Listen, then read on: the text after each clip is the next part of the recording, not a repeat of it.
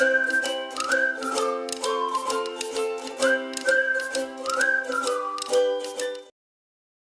And welcome students. इस video में हम लोग पढ़ेंगे CG board class 10th science के एक्सपेक्टेड क्वेश्चन पेपर को। जैसे कि इससे पहले हम लोग प्रबोध पब्लिकेशन का एक सेट देखे थे, तो अब मैं नवबोध पब्लिकेशन का भी एक सेट ले आई हूँ ताकि आप लोग दोनों के बीच में कंपैरिजन कर सको, क्योंकि सबके बीच में डाउट रहता है सबके माइंड में हमेशा कि दोनों में से कौन सा बेटर है। तो आपको फ़िलहाल यहाँ पे कंपैरिजन देखने के लिए मिलेगा। उसके अकॉर्डिंग आप खुद ही समझ पाओगे कि दोनों में एक्चुअल में क्या डिफरेंस होता है। और ये सारे जो क्वेश्चन पेपर्स हैं इन्होंने भी 4 सेट बनाया है, मतलब नवबोध पब्लिकेशन का, और प्रबोध वाले का भी 4 सेट है। तो ऐसे आप देखोगे तो टोटल 8 सेट आपको मॉडल या एक्सपेक्टेड पेपर्स तो वैसे ही मिल जा रहे हैं। तो इनका आप प्रैक्टिस कर सकते हो। इसके अलावा आपने साल भर स्टडी किया है तो उसके बाद आपका ओवरऑल जो है प्रिपरेशन बहुत सही से कंप्लीट हो जाएगा। तो ज़्यादा टेंशन नहीं लेना है, बहुत अच्छे से आपका पेपर यहाँ पे बन जाएगा। तो जैसे कि आपको पता ही है कि मैक्सिमम 75 मार्क्स का आपका एग्ज़ाम होता है और 3 आवर्स टाइम दिया रहता है। ये सारा इंस्ट्रक्शन सेम वही है जैसे मैं आपको इससे पहले वाले वीडियो में एक्सप्लेन की हूँ। अब हम लोग आ जाते हैं डायरेक्टली क्वेश्चन आंसर्स पे। सेम वही पैटर्न है क्योंकि पैटर्न तो सेम ही रहता है, तो उसी के बेसिस पे आपको वैसे ही क्वेश्चन मिलेंगे। पहले choose the correct options. So man made ecosystem is, इनमें से कौन-सा मैन मेड इकोसिस्टम है? अब फॉरेस्ट जो है वो तो नेचुरल है, पॉन्ड नेचुरल होता है, लेक भी नेचुरल होता है, लेकिन फिश एक्वेरियम जो है ये मैन मेड इकोसिस्टम के अंडर आ जाता है। इसके बाद विच acid is found in Apple, same यही क्वेश्चन वहाँ पे भी हम लोग देखे थे। एप्पल में मैलेइक एसिड रहता है, मैं आपको बताई थी। ऑक्जेलिक एसिड आपको याद करना है टोमेटोज़ में, टार्टरिक एसिड आपको याद करना है टैमरिन में, और एसिटिक एसिड आपको याद करना है विनेगर में। तो ये हो जाएगा। उसके बाद में by which method is heat transmitted in liquids, liquids में हीट का ट्रांसमिशन जो है वो कौन से मेथड से होता है ये आपको बताना है। तो यहाँ पे आपका आंसर हो जाएगा ऑप्शन बी, कन्वेक्शन। रेडिएशन हम लोग गैसियस मीडियम में पढ़ेंगे, कंडक्शन हम लोग सॉलिड मीडियम्स में पढ़ेंगे। लिक्विड मीडियम में कन्वेक्शन के थ्रू होता है, तो आपका आंसर ऑप्शन बी है। उसके बाद में process of developing change in organism by the selection of characters of their choice by human ease, मतलब कि अपने ही चॉइस के कैरेक्टर्स को सिलेक्ट करके जो किसी भी ऑर्गेनिज्म में जो डेवलपमेंट होता है, तो इस प्रोसेस को हम लोग क्या बोलेंगे? यहाँ पे आपका आंसर हो जाता है ऑप्शन सी, आर्टिफिशियल सिलेक्शन। क्योंकि आप अपने मर्जी के जो भी कैरेक्टर्स है उसको सिलेक्ट कर रहे हो, तो selection of characters is by the organisms, इसलिए यहाँ पे आपका आंसर हो जाएगा option C, artificial selection. Then fifth number है a cow eats grass, cow dung, it's cow dung and cow dung cake formed from it is used as fuel. तो ये question भी सेम वैसा ही है जो हम लोग पिछले वाले में देखे हैं। सेम यही क्वेश्चन उसमें भी था कि जो काऊ है वो पहले ग्रास कंज्यूम करती है और उस ग्रास से काऊ डंग बनता है, और ये काऊ डंग के बाद उस काऊ डंग से जो केक्स प्रिपेयर किए जाते हैं, डंग केक्स, वो बनते हैं, और उसके बाद में फिर इनको जलाते हैं। जलाने के बाद में जो इसका ऐश होता है ना, वो एटमॉस्फेयर में क्या होगा, आपका जो सॉइल है वहाँ पे मिक्स हो जाएगा, और इसमें से जो भी सारे गैसेस निकलेंगे वो आपके एटमॉस्फेयर में मिक्स हो जाते हैं। तो ये जो है वो कंप्लीट एक प्रोसेस है। इस प्रोसेस को क्या बोलेंगे? तो ना तो फूड चेन होगा क्योंकि यहाँ पे कोई एक दूसरे को कंज्यूम नहीं करना, फूड वेब भी नहीं है। साइकिल ऑफ सब्सटेंस कह सकते हैं, या फिर इसी को ही मटेरियल साइकिल बोलते हैं। और लाइफ साइकिल नहीं है क्योंकि हम लोग काउ डंग को स्टडी कर रहे हैं, वो एक मटेरियल है। तो जब मटेरियल का पूरा लाइफ साइकिल हम लोग देख रहे हैं ना, तो वो आपका मटेरियल साइकिल हो जाती है क्योंकि वो तो नॉन लिविंग थिंग है। तो मटेरियल साइकिल या फिर cycle of substance, option C आपका इसका आंसर हो जाएगा। देन आते हैं क्वेश्चन नंबर 6 में, it is not found in nerve cell, nerve cell में इनमें से क्या नहीं रहता है? डेंड्राइट्स, न्यूक्लियस, एक्सॉन, या फिर सेल्यूलोस एंड सेल मेम्ब्रेन। तो यहाँ पे आपका आंसर डी है, सेल्यूलोस और सेल मेम्ब्रेन। नर्व सेल में आप ये सारी चीज़ें देखे होंगे, आपको नर्व सेल का डायग्राम तो स्टडी करना ही है, इंपॉर्टेंट है एग्जाम पर्सपेक्टिव से। तो वहाँ पे आपका ये वैसे भी क्लियर हो जाएगा। Now controls the quality of sugar in blood, blood में शुगर को कंट्रोल करने का काम पैनक्रियाज का है। डायरेक्टली आप इस पे जा सकते हो, ये आपके एंडोक्राइन ग्लैंड्स वाले टॉपिक में से आ रहा है। उसके अलावा पैराथायरॉइड ग्लैंड और एड्रीनल ग्लैंड और पीनियल ग्लैंड, ये सब का एक एक दो दो फंक्शन ज़रूर याद करना, कहाँ लोकेशन है इनका ये ज़रूर याद करना। देन आ जाते हैं 8 नंबर क्वेश्चन है आपका, when a lens is held 3 centimetre above the page of a book then letters appear slightly large and erect, the focal length of the lens will be. क्या होता है कि एक लेंस है जो कि आपका जो पेज है उससे 3 सेंटीमीटर ऊपर रखा हुआ है, जिसकी वजह से जो भी हम लोग उसमें लेटर्स लिखे हुए हैं बुक में वो थोड़े बड़े हम लोग को दिखते हैं, और इरेक्ट मतलब सीधा दिखता है। तो फोकल लेंथ उस जो लेंस है उसका फोकल लेंथ कितना है ये आपको बताना है। यहाँ पे आपका आंसर हो जाएगा सी, मोर देन 3 सेंटीमीटर। क्योंकि आपको उससे सारा कुछ क्लियर दिख रहा है और इरेक्ट साइज़ का दिख रहा है, तो मोर देन 3 हो जाएगा। नेक्स्ट आते हैं क्वेश्चन नंबर 9 में। IUPAC नेम पूछा है एसिटिक एसिड का। एसिटिक एसिड जो है वो इथेनोइक एसिड को बोला जाता है, तो आंसर आपका इथेनोइक एसिड होगा। आई होप ये तो आपको अभी तक अच्छे से याद होगा, क्योंकि ये क्वेश्चन बहुत ज़्यादा इंपॉर्टेंट है और काफ़ी बार रिपीट भी हो रहा है। Now chemical substance use to make water germ free करने के लिए, पानी में से जर्म्स हटाने के लिए जो यूज़ होता है उसका नाम आपको बताना है। कैल्शियम ऑक्सीक्लोराइड यूज़ करते हैं, ये हम लोग केमिस्ट्री इन डेली लाइफ वाले लेसन में पढ़े हैं, तो आंसर हो जाएगा आपका ऑप्शन बी। तो वो आप लोग यहाँ पर लिख देंगे।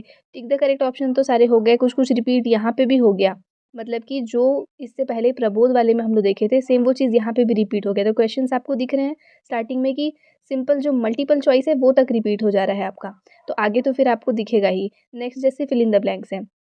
ग्लोइंग ऑफ टॉर्च बल्ब का जो ग्लो होना है, वहाँ पे लाइट कैसे ट्रांसफॉर्म होता है, केमिकल एनर्जी जो है वो इलेक्ट्रिकल एनर्जी में कन्वर्ट हो जाता है, तो यहाँ पे लिखेंगे इलेक्ट्रिकल। उसके बाद फंक्शनल ग्रुप इसमें कौन सा है, मतलब C4H9Cl में Cl आपका फंक्शनल ग्रुप है, तो वो लिखेंगे। फंक्शनल ग्रुप से भी क्वेश्चन आपका फिक्स है। इसके अलावा ये एनर्जी का जो ट्रांसफॉर्मेशन है कि यहाँ पे किससे किस में कन्वर्ट हो रहा है, ये भी है।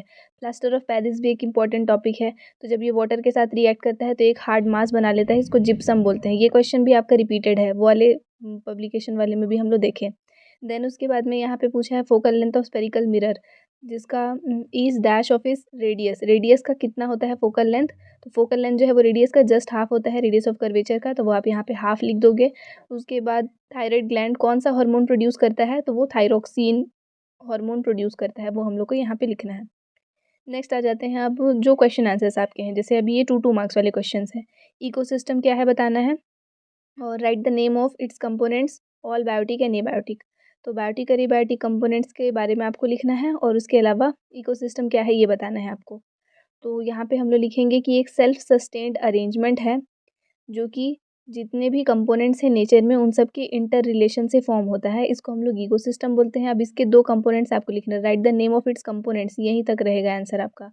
तो यहाँ पे आप आंसर लिख दोगे बायोटिक एंड एबायोटिक कंपोनेंट्स, ये इसके 2 कंपोनेंट्स है। क्वेश्चन आपका यहीं तक रहना था, ये एक्स्ट्रा हो गया है थोड़ा सा यहाँ पे। उसके बाद में फंक्शंस पूछा है नर्वस सिस्टम का, ये भी इंपॉर्टेंट है, इसको ज़रूर पढ़ना है आपको। नर्वस सिस्टम जो है वो एक इम्पॉर्टेंट ऑर्गन है आपके बॉडी का, इम्पॉर्टेंट सिस्टम है, जो कि सिस्टम दिया है मतलब कि कॉम्बिनेशन ऑफ ऑर्गन्स है। तो यहाँ पे आपको इसका मेन इंपॉर्टेंस क्या है कि ये कम्युनिकेशन और कंट्रोलिंग का काम करता है हमारे बॉडी का, जो कि हमको सोचने में, महसूस करने में और मूव करने में हेल्प करता है। नेक्स्ट दिया है डिहाइड्रेशन ऑफ एल्कोहल को सिर्फ केमिकल इक्वेशन के थ्रू एक्सप्लेन करना है आपको। तो नॉर्मली एक एल्कोहल ले लेंगे, यहाँ पे इथाइल एल्कोहल लिया है, 2 कार्बन वाला एल्कोहल, इसमें डिहाइड्रेशन, तो एक से OH निकालना है, दूसरे कार्बन से आपको H रिमूव करना है। जब दोनों में से आप एक एक ग्रुप रिमूव करेंगे H और OH, तो आपस में कंबाइन करके वो H2O बना लेते हैं। अब क्योंकि ये दोनों कार्बन का एक एक बॉन्ड तो कम हो गया यहाँ से, तो ये दोनों आपस में एक बॉन्ड बना लेंगे, तो यहाँ पे आपको अब डबल बॉन्ड दिख रहा है। तो इथाइल एल्कोहल जो है वो ईथीन में कन्वर्ट हो जाता है। ये आपका डिहाइड्रेशन ऑफ एल्कोहल हो गया। नेक्स्ट है write the use of plaster of Paris. Plaster of Paris का आपको यूजेस लिखना है। पहला यूज़ तो यही कि डॉक्टर्स इसको ब्रोकन बोन्स को सेट करने के लिए यूज़ करते हैं। दूसरा, ये स्टैचूज़ और टॉयज़ बनाने में काम आता है। तीसरा, मॉडल्स और मोल्ड्स बनाने में काम आता है। और चौथा, ये चॉक बनाने में काम आता है। तो ये 4 इसके यूजेस हैं, ईजी यूजेस हैं, इनको ज़रूर याद करोगे आप। इसके बाद आ जाते हैं हम लोग नेक्स्ट क्वेश्चन में। कंपेयर करना है आपको टंगस्टन बल्ब, CFL और LED को। ऑब्वियस है कि तीनों में कितना वो एनर्जी कंज्यूम कर रहा है, कितना वो लाइट दे रहा है और कितना वो हीट प्रोड्यूस कर रहा है, ये तीनों चीज़ आपको लिखना पड़ेगा। तो इलेक्ट्रिकल एनर्जी जो है वो बल्ब जो होता है ना वो बहुत एनर्जी कंज्यूम करता है, CFL उसके कंपैरिजन में थोड़ा कम करता है, और LED जो है वो सबसे कम कंज्यूम करेगा। अब अगर हम लोग बात करें लाइट की, तो बल्ब जो कि सबसे ज़्यादा एनर्जी ले रहा था वो सबसे कम लाइट प्रोड्यूस करता है 10%, बाकी का वो हीट एनर्जी प्रोड्यूस करता है। CFL 70% लाइट देता है और 30% हीट एमिट करेगा, और LED जो है वो 95% लाइट देता है और सिर्फ 5% हीट वो एमिट करता है। तो ये अच्छा कंपैरिजन है, ये आपके बुक में डायग्राम के फॉर्म में दिया हुआ है, सोर्सेस ऑफ एनर्जी में शायद, वहाँ पे आप देख सकते हो इसको। नेक्स्ट आ जाते हैं व्हाट इज़ आर्टिफिशियल सिलेक्शन। ये आपको बताना है कि आर्टिफिशियल सिलेक्शन क्या है, और एग्जाम्पल के हेल्प से आप वो उसको एक्सप्लेन करोगे। तो आर्टिफिशियल सिलेक्शन अभी जस्ट हम लोग देखे थे, selection which is done by human beings is known as artificial selection. और ये इंपॉर्टेंट होता है क्योंकि ये सिलेक्शन जो है वो प्लांट्स के लिए भी इंपॉर्टेंट, ये दिया है। नेक्स्ट एग्जाम्पल क्या है, तो today various and species of cereals, wheat and vegetables are a result of artificial selection. अभी हम लोग को बहुत सारे वैरायटी के वेजिटेबल्स देखने के लिए मिलते हैं ना। एग्जाम्पल आप वेजिटेबल्स अच्छे से समझो, क्योंकि सीरियल्स आप नहीं रिकॉग्नाइज कर पाओगे, ना ही वीट का वैरायटी आप कर पाओगे, लेकिन वेजिटेबल्स आप डेली लाइफ में देखते हो। तो ये एक बहुत अच्छा एग्जाम्पल है आर्टिफिशियल सिलेक्शन का, कि बहुत सारे वैरायटी के वेजिटेबल्स आपको देखने के लिए मिलते हैं। नेक्स्ट आ जाता है Mohan tested 5 solutions, ABCD E, इतने सारे हैं। तो ये 5 मतलब सॉल्यूशंस को ऐसे ABCDE नाम से लेबल कर दिए हैं। इन सबको वो टेस्ट किया है यूनिवर्सल इंडिकेटर के हेल्प से। कौन? मोहन। तो यहाँ पे जो पीएच वैल्यू ऑब्टेन हुआ वो लिखा हुआ है, जैसे कि 9, 7, 1, 13 एंड 6 रिस्पेक्टिवली। मतलब ए के लिए 9 हो जाएगा, बी के लिए 7 हो जाएगा, सी के लिए 1 हो जाएगा, डी के लिए 13 हो जाएगा, ई के लिए 6 हो जाएगा। ये दिया हुआ है। अब आपको बताना है इसमें से कौन सा वीक बेस है, कौन वीक एसिड है, उसके बाद में स्ट्रॉन्ग एसिड है और स्ट्रॉन्ग बेस है। ये 4 चीज़ आपको यहाँ पे बताना है। और न्यूट्रल है, ये भी बताना है न्यूट्रल कौन सा है। तो देखो, जिसका पीएच 7 आ गया वो आपका न्यूट्रल है। पीएच 7 जो है वो बी का है, तो हम लोग लिख देंगे यहाँ पे न्यूट्रल में बी लिखा हुआ है, PHE 7। नेक्स्ट अब देखो, इसके बाद आपसे पूछा है एसिडिक और बेसिक के लिए। तो जो 7 से ज़्यादा है वो बेसिक, जो 7 से कम है वो एसिडिक। अरेंज कर देते हैं इनको सीक्वेंस में। 1 है, 1 के बाद 7 है, नहीं 1 के बाद 6 है, उसके बाद 7 है। 1, 6 देन 7, ये सारा है। तो 7 तो हम लोग न्यूट्रल में ले लिए, तो आपके पास 1 और 6 बचा, और बड़े में आपके पास में 9 और 13 बचा, मतलब 7 से ज़्यादा वाला।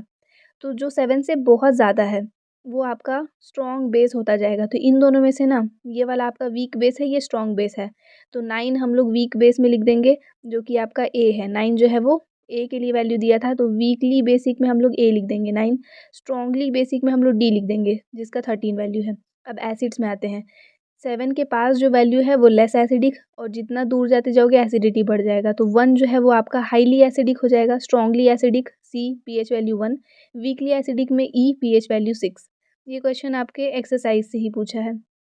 नेक्स्ट है what is specific heat capacity. कल वाले वीडियो में मैं आपको एक्सप्लेन की, ये उस वाले में भी सेम ये क्वेश्चन आया था, वहाँ से आप देखे ही हैं।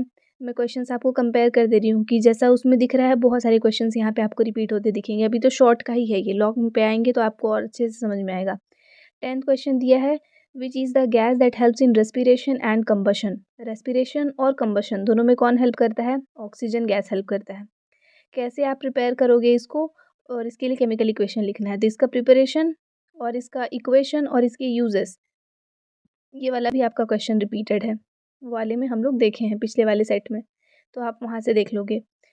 यहाँ पे यूजेस उसमें नहीं था, यूजेस यहाँ से हम लोग पढ़ सकते हैं। रेस्पिरेशन सारे ऑर्गेनिजम्स के रेस्पिरेशन में यूज़फुल है। उसके बाद बॉन्डिंग के लिए यूज़फुल है, दो तो वैसे भी दे ही दिया है। तीसरा, बहुत सारे केमिकल्स बनाने में ही काम आता है, जैसे कि nitric acid, sulphuric acid, ozone etcetera. Liquid oxygen जो है वो रॉकेट फ्यूल के फॉर्म में काम आता है। तो ये 4 यूजेस आप यहाँ से याद कर सकते हो। नेक्स्ट है, image of an object is placed at 30 centimetre. Image of an object placed 30 centimetre from a convex mirror is formed at 10 centimetre far. मतलब कि एक ऑब्जेक्ट है जो कि कॉन्वेक्स मिरर से 30 सेंटीमीटर के डिस्टेंस में रखा हुआ है, और उसका जो इमेज है वो 10 सेंटीमीटर दूर बनता है। तो आपको बताना है कि उसका फोकल लेंथ कितना है। फोकल लेंथ के लिए आप लेंस फार्मूला यूज़ कर लोगे। ऑब्जेक्ट का जो डिस्टेंस होता है कॉन्वेक्स मिरर में, उसको हम लोग नेगेटिव लेते हैं, और जो इमेज बना है वो पॉजिटिव है आपका 10 सेंटीमीटर। यहीं पे हम लोग वैल्यू पुट करेंगे। 1/u, यू जो है वो आपका ऑब्जेक्ट डिस्टेंस है, जो कि -30 लिख देंगे, और 1/v, वी आपका इमेज डिस्टेंस है, जो कि +10 लिख दोगे। अब इनको जब आप सॉल्व करोगे, 0 और 0 हम लोग कट कर सकते हैं, तो ये आपका हो जाएगा -1 + 3/30, या फिर 3 आप हटा ही दो, जैसा भी। तो उसके बाद में आ गया आपका 2/30, और 1/f का वैल्यू 2/30 है, तो f का वैल्यू कितना हो जाएगा, जस्ट इसको उल्टा कर देंगे 30/2, तो फोकल लेंथ आपका 15 सेंटीमीटर आ गया। नेक्स्ट है compare the arrangement of elements. ये जो लेंस फार्मूला है वो आपको याद करना ही है ना। Compare the arrangement of elements in modern periodic table and Mendeleev's periodic table. ये क्वेश्चन नया है, ये हम लोग उसमें नहीं देखे थे। आपका जो इससे पहले वाला बुक था, इससे पहले जो सेट देखे उसमें, यहाँ पे इसमें पूछा है। तो ओवरऑल आपके सारे ही टॉपिक्स कवर हो जाएंगे अगर आप दोनों ही बुक्स को अगर आप स्टडी कर लेते हो। Now comparison between arrangement of elements between modern periodic table and Mendeleev's periodic table, यहाँ पे दिया है। पहले मॉडर्न पीरियोडिक टेबल देखते हैं। मॉडर्न पीरियोडिक टेबल जो है वो एटॉमिक नंबर्स के बेसिस पे बना हुआ है। वहीं पे जो आपका मेंडलीव्स पीरियोडिक टेबल था वो एटॉमिक मास था, याद रखना। मॉडर्न पीरियोडिक टेबल जो है वो अरेंज रहता है on the basis of increasing atomic number. जैसे जैसे एटॉमिक नंबर बढ़ रहा है वैसे वैसे एलिमेंट्स को प्लेस किया गया है। हर एक एलिमेंट का जो पोजीशन है वो डिसाइड होता है उसके इलेक्ट्रॉनिक कॉन्फ़िगरेशन के बेसिस पे, जिसकी वजह से आप बोल सकते हो कि जो पीरियोडिसिटी होता है इनके प्रॉपर्टीज़ का एलिमेंट का वो क्लियरली आपको दिखता है। 92 एलिमेंट्स को पोजीशन मिला इस टेबल में और उसके बाद में 92 के बाद के जितने एलिमेंट्स थे मतलब अप टू 118 उसको भी फिर इस टेबल में बाद में प्लेस किया गया। अब हम लोग आते हैं मेंडलीव पीरियोडिक टेबल में। थोड़ा-सा ये आपको क्लियर नहीं दिखेगा उतने अच्छे से यहाँ पे, थोड़ा-सा ब्लर है ये पीडीएफ। पूरा रेज़ोल्यूशन बढ़ा के देखना और बाकी मैं रीड कर दे रही हूँ। Mendeleev's periodic table. In Mendeleev's periodic table only 63 elements were placed. पहला डिफरेंस आ गया। Now according to Mendeleev's periodic law, the physical and chemical properties of elements are the periodic function of their atomic mass. यानी कि जो आपका Mendeleev periodic table है वो atomic mass के बेसिस पे है। नाउ मेंडलीव्स पीरियोडिक टेबल में position of hydrogen is indefinite, fix नहीं था। हेवियर एलिमेंट्स को प्लेस कर दिए थे लाइटर एलिमेंट्स के पहले ही। आइसोटोप्स जो हैं उनको सेपरेट प्लेस नहीं मिला था। जब आप मूव होते थे one electron towards another atomic number do not increase in a definite form. जैसे आप एक से दूसरे की तरफ बढ़ रहे थे तो एटॉमिक नंबर कोई अच्छे सीक्वेंस में ऐसा नहीं बढ़ रहा था क्योंकि एटॉमिक मास के बेसिस पे था। तो इसके वजह से जो अरेंजमेंट था एलिमेंट्स का मॉडर्न पीरियोडिक टेबल में और मेंडलीव्स पीरियोडिक टेबल में वो एक दूसरे से काफ़ी डिफरेंट था। अब क्योंकि हम लोग लॉन्ग क्वेश्चंस पे आ गए हैं तो इंटरनल ऑप्शंस आपको मिलेंगे ही। तो पहला ऑप्शन मिला है कि electron in atoms of two elements A and B are distributed in 3 shells and their outermost shell contain 1 and 7 electrons respectively. तो यहाँ पे दो आपको एलिमेंट्स दिए हैं ए और बी और इनके जो इलेक्ट्रॉन्स हैं जो आउटर मोस्ट शेल है उसमें ए में 1 इलेक्ट्रॉन है और बी में 7 इलेक्ट्रॉन्स हैं। अब आपको बताना है कि which group number and period of these elements in modern periodic table. मतलब कि ए और बी आपके मॉडर्न पीरियोडिक टेबल में कौन से पीरियड में है और कौन से ग्रुप में है। देखो यहाँ पे क्लियरली बता दिया है कि 3 शेल्स में इलेक्ट्रॉन डिस्ट्रीब्यूटेड हैं।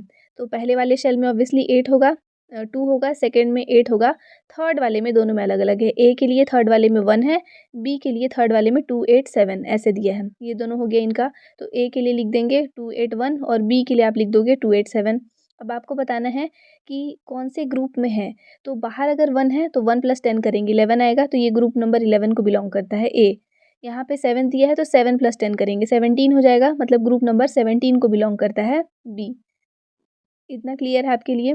नेक्स्ट आ जाते हैं ग्रुप नंबर वैसे ये 1 को बिलोंग करेगा, सॉरी इसमें नहीं ऐड करना है आपको, ऐड करते हैं हम लोग 3 पे आने के बाद से, 1 और 2 में नहीं ऐड करते हैं। तो ये 1 हो गया आपका।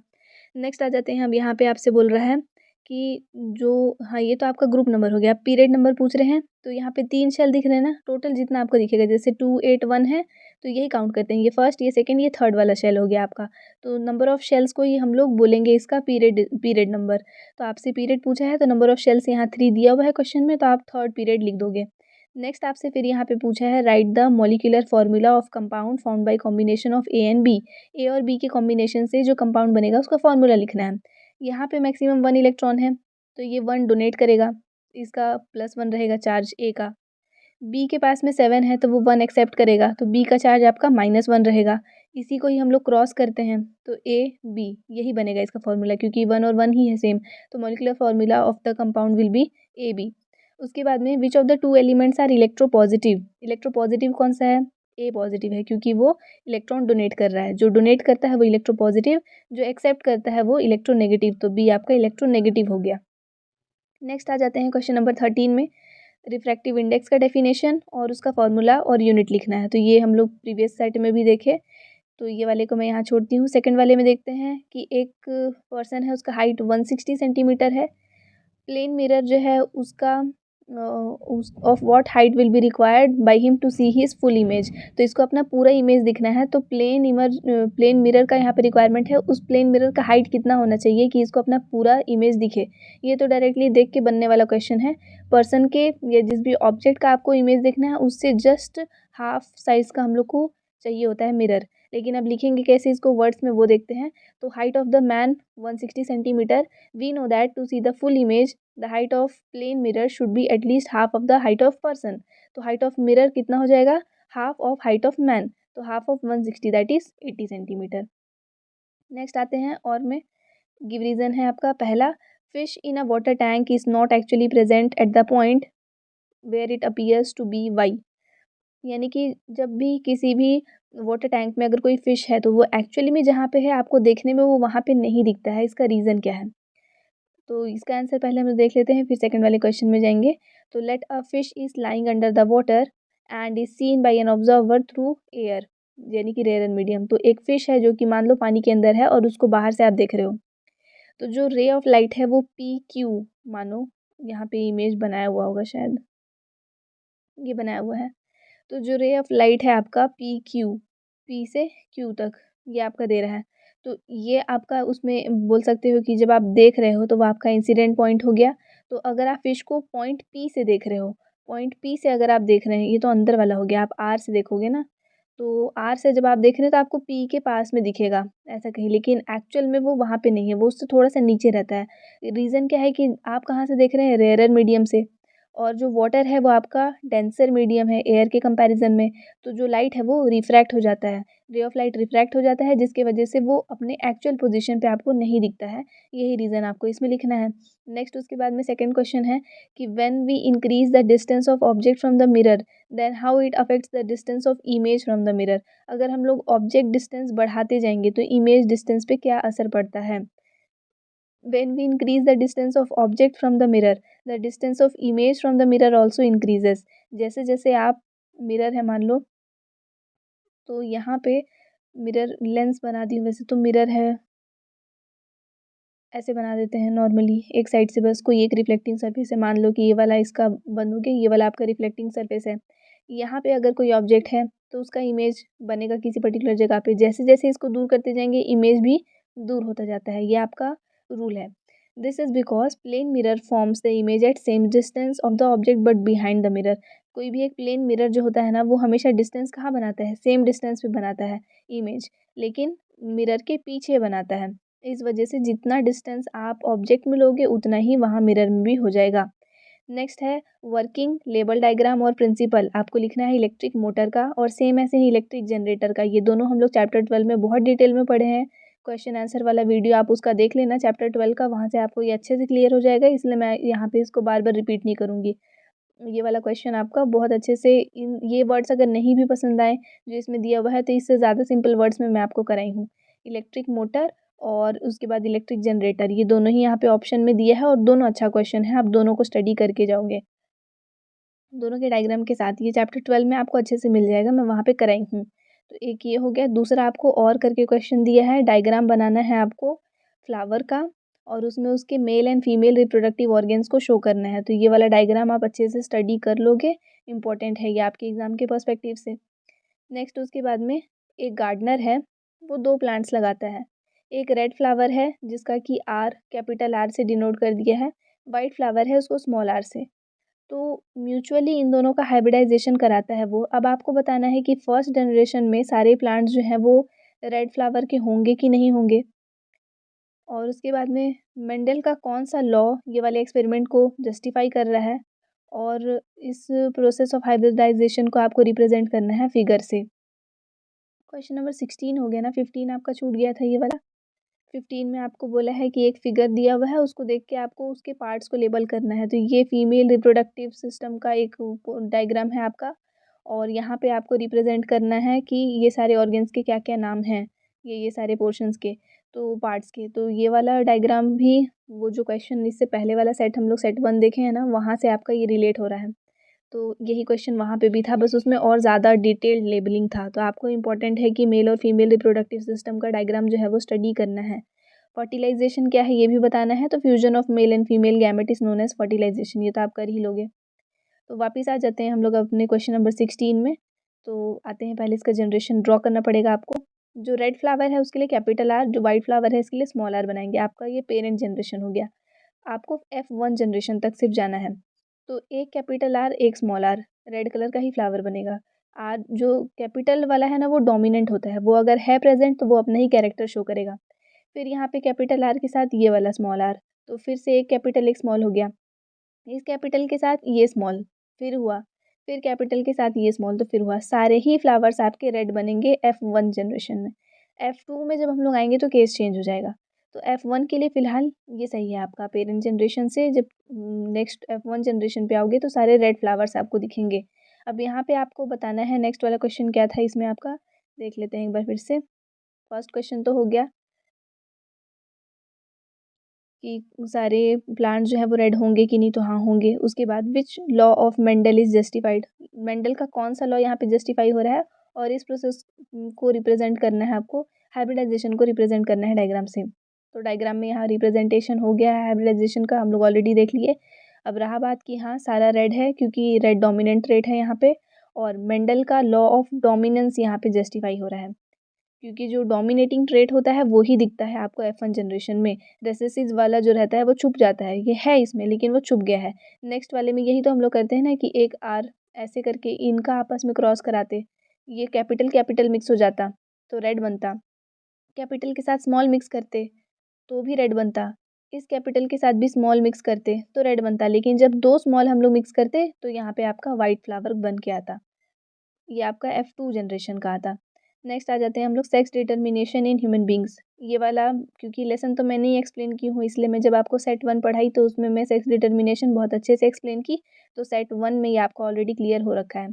नेक्स्ट आ जाते हैं अब क्वेश्चन नंबर 17 में, फ्यूज़ क्या है, कौन से मटेरियल का यूज़ करते हैं फ्यूज़ वायर बनाने में। फ्यूज़ एक डिवाइस है बोल सकते हैं जो प्रिवेंट करता है किसी भी इलेक्ट्रिकल अप्लायंस या फिर इलेक्ट्रिक सर्किट को डैमेज होने से बचाता है फ्यूज़। इलेक्ट्रिक फ्यूज़ जो है वो वायर का बना हुआ होता है और ये वायर जो है वो एलॉय होता है कॉपर, टिन और लेड का, जिसका कि बहुत ही लो मेल्टिंग पॉइंट होता है।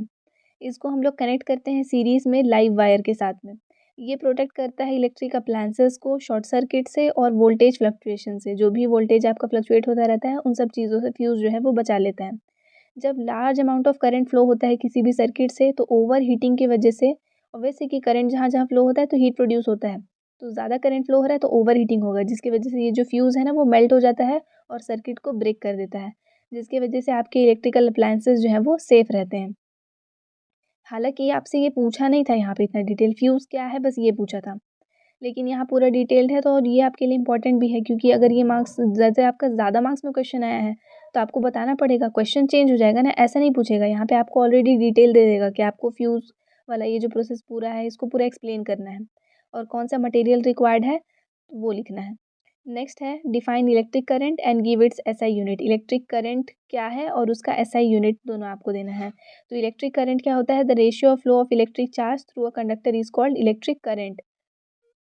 अब इसको आई से डिनोट करते हैं और इसका एसआई यूनिट एम्पियर है। नेक्स्ट आ जाते हैं और वाला क्वेश्चन है, इक्विवेलेंट रेजिस्टेंस निकालना है ए से बी तक का, ए से बी तक का इक्विवेलेंट रेजिस्टेंस। देखो यहाँ पे आपको क्या दिख रहा है, 4 और 8 जो है वो पैरेलल कॉम्बिनेशन में है। पैरेलल कॉम्बिनेशन के लिए 1/r का फॉर्मूला यूज़ करेंगे। 1/r का वैल्यू क्या हो जाएगा, 1/4 प्लस 1/8। तो 1/4 प्लस 1/8 करेंगे मतलब कि 2 प्लस 1/8 मतलब कि 3/8 आ गया। अब इन दोनों को सॉल्व करके आपका 3/8 आ गया है। अब अगर आप देखोगे तो 2, 4 और ये 3/8 ये तीनों अब सीरीज़ कॉम्बिनेशन है। सीरीज़ कॉम्बिनेशन के लिए डायरेक्टली सम करना होता है, तो अब हम लोग डायरेक्टली सम करेंगे। तो डायरेक्ट जब आप सम करोगे तब उस केस में जैसे यहीं पे कर लेते हैं, 2 और 4 है तो 6 हो जाएगा और उसके बाद 3/8 को यहाँ पे ऐड करेंगे। तो 3/8 को यहाँ पे ले लिया है आपका डेसिमल में 2.66, तो 4 प्लस आर प्लस 2/66 करेंगे 2.66, तो आपका 2 प्लस 4 हो गया आपका 6 और फिर ये 2.66 उसमें ऐड कर देंगे तो आपका आंसर आ जाएगा 8.66। ये याद रखना है, पैरेलल वाले में 1 अपॉन करके ऐड करना है और जब सीरीज आ जाएगा तो डायरेक्ट ऐड कर देना है। नेक्स्ट क्वेश्चन है किलोवाट आवर क्या है और उसका वैल्यू लिखना है जूल में। Practical unit of consumption of electric power is called kilowatt hour. मतलब कि जो पावर है वो किस स्पीड से कंज्यूम हो रहा है उसको अगर आपको नापना हो तो जो यूनिट यूज़ होता है वो किलोवाट आवर है। इसको यूनिट भी बोलते हैं, सिर्फ यूनिट, जैसे कि 1 kilowatt hour equals to 1 unit of electricity. इसका सिंबल क्या है, किलोवाट आवर है तो किलो उसके बाद वाट आवर, ऐसे KWH से डिनोट करते हैं। 1 किलोवाट आवर जो है वो 36 इंटू 10⁵ वाट सेकेंड के इक्वल होता है, जो कि 3.6 इंटू 10⁶ जूल है। 3.6 इंटू 10⁶ जूल, ये डायरेक्ट याद करोगे कि 1 KWH is equal to 3.6 into 10⁶ joule. Next question है आपका ब्लड क्या है, और नेम्स लिखने हैं आपको ब्लड कॉर्पसेल्स के। ये सेम क्वेश्चन है जो पिछले सेट में देखे हैं।